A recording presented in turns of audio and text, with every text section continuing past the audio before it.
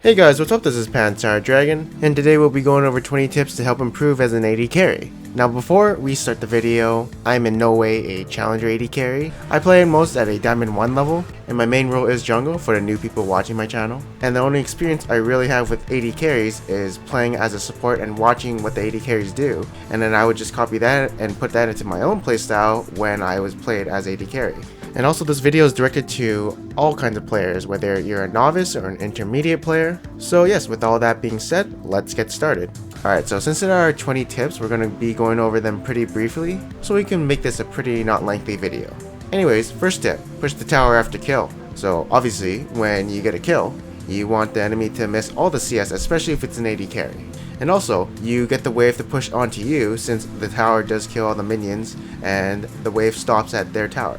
And so when you recall and come back to lane, the lane is pushing onto you and you can freeze it or keep the pressure onto the enemy and do whatever you want since you are ahead.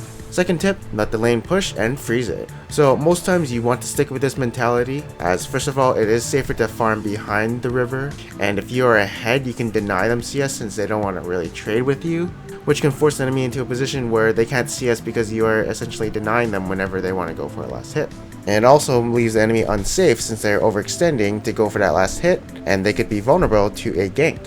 So what I like to do in the laning phase is usually try and freeze in my tower always, unless you're trying to go for their tower or you want to end the laning phase. Alright, so next tip, most times you want to recall after a kill to buy an item to get an advantage over the enemy. So obviously you don't want to overstay and, let's say the enemy dies and comes back with 2 Doran's blades while you're still at 1.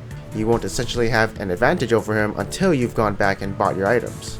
Alright, so next tip is very situational, where you want to recall and be back for the wave when it's pushing. So I mean, if you can, to get the wave pushing into you when you get like a double kill or something, and then come back just in time for the wave to reach you, you will essentially have a big advantage onto the enemy since you will be getting more CS and denying them creeps that his wave killed. So obviously this doesn't happen often, but I mean if it does ever happen, just time your recalls and make sure you get back when the wave hits your tower. Next tip is every time the enemy goes for a CS, give an auto attack. So the basic concept is since they are using an auto attack to kill a minion, they can't auto attack you at the same time when they're hitting a minion, so they're left open to your auto attacks. Obviously champions do differ in ranges, and so that relies as a factor when doing this, but general rule of thumb, it's a good note to stick in your head. Next tip is if the enemy is about to hit level 2 first, back off. Since they hit level 2 first, they will have higher base stats, an extra skill to hit you with, and their summoners, Ignite or Heal, will do more damage or heal more. So a smart enemy will take their aggression onto you and try and force a trade since they know they do have an advantage. And on the contrary, if you hit level 2 first, get aggressive. Alright, so when the lane is pushing, do golems. This only applies to blue side, as purple side you get white, which kicks your ass. And also you can't really kite it, and it also does a lot of damage. So why is this good? Well, you aren't going to lane, which can leave you open to ganks. If you are in a losing lane, you do avoid confrontation. And yeah, at most you might miss like 4 or 3 CS. And so it's not really that bad. I don't know how much golems are worth to minions, but they do give a pretty good amount of experience. You probably even want to do this even if you're winning the lane, as it is an easy cash grab, so they are a pretty good renewable resource. Alright, so the next tip is you want to attack the enemies if they're on the support. This means they are focusing the support or the tank, and that means you can do damage since they are focusing you. And you always want to be aware of enemy crowd control, since 1 CC can lead to death. Otherwise, if they didn't have any CC, then I would be free to auto attack as much as I want and kite enemies. Alright, next tip is be in the back until the team fight starts. You don't want to die at the beginning of the team fight, or well, your team loses all the DPS. And so you shouldn't be up front and try and let someone else take the initiation. Unless you know you can outplay them, you have an escape to dodge the initiation. But usually the only time you'll be in the front line is if you're sieging and trying to get towers down.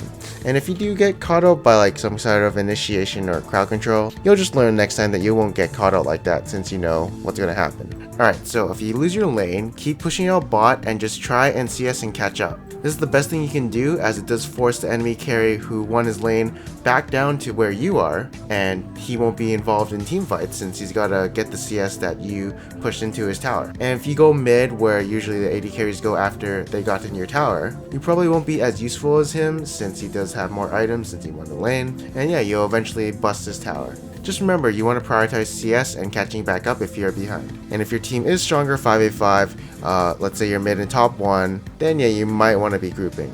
Alright, so now what if you win the lane? Alright, so the processing I do in my mind is basically I'm going to push out bot, and then once that's pushed, I can go rotate mid, do stuff with my team. If the mid tower is still there, I can maybe knock it down, just adding your presence elsewhere on the map. And of course, once that is all done and the wave starts pushing into your tower, that's when you can rotate bot and catch that wave, so you get the CS. And essentially you are forcing someone else to go bot lane while you go mid, since you push that wave out.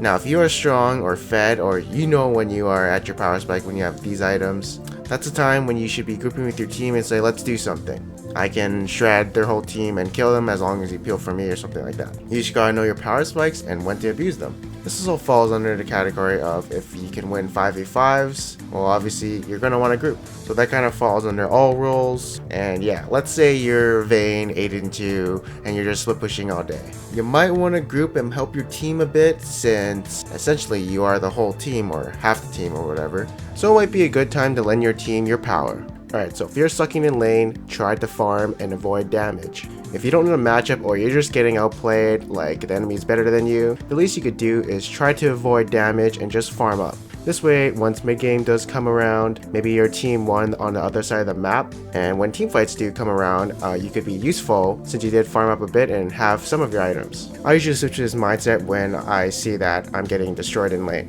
Next tip, you don't want to use your escape into a bunch of people unless you are chasing and finishing off people down. So let's say you are in a team fight or a skirmish or something, and let's say you use your escape as a gap closer. The enemy knows that since that is down, you are left vulnerable, and thus can easily jump onto you and kill you. So yeah, unless you know that their CC is down or they can't really kill you, then obviously you can use your escape into them and chase them down. But mostly you do want to hold on to your escape to, well, escape from the enemy. Alright, so a general rule of thumb is whenever the enemy gap closes onto you, you want to use your escape. So if the enemy is, say, an assassin who's melee, you want to create a gap between you and the enemy, since you don't want to be in range of their spells or melee attacks. Thus, you survive. So next tip, you don't want to ever get near assassins without peel. Assassins are bursty type of champions, and the reason behind this is because they can probably one-shot you. And so if you do see that their cooldowns are down, that's an opportunity for you to take them down and auto-attack them. Alright, so always auto-attack every chance you get. Remember, every auto attack counts, and the moment you stop auto attacking, then that means your team's damage per second is cut 1/3. And so in teamfights, try to put a mindset where you have to auto attack every time you get the chance to.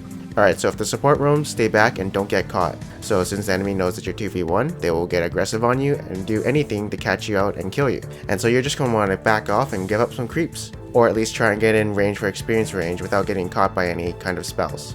And the last tip, even though you ain't the ward bitch, buy a pink still. Alright, so even though your support has all the wards, the least you could still do is buy a pink when the laning phase is over. Since the support can only hold one pink ward, they can't cover all areas of the map, and so you can put that in either a very vital place or in a bush somewhere on your side of the map. Remember, vision control is important, so you still want to try and help your team with that. Alright, so that's the end of this video. I hope you guys enjoyed it. This video was directed at all kinds of audiences, and more so I think the beginners and novices, while leaving some advanced tips for the experienced players. And so all the tips that I listed are how I play AD carry. This is what goes through my head when I'm in certain situations, and yeah, so hopefully you guys learned from that. And yeah, if you like this video, please subscribe and comment below. And be sure to check out my 13 tips to help improve as a top laner, or my other video is 10 tips to help carry as a jungler in lower elo. Anyways, I am Dragon, and I'll see you guys next time.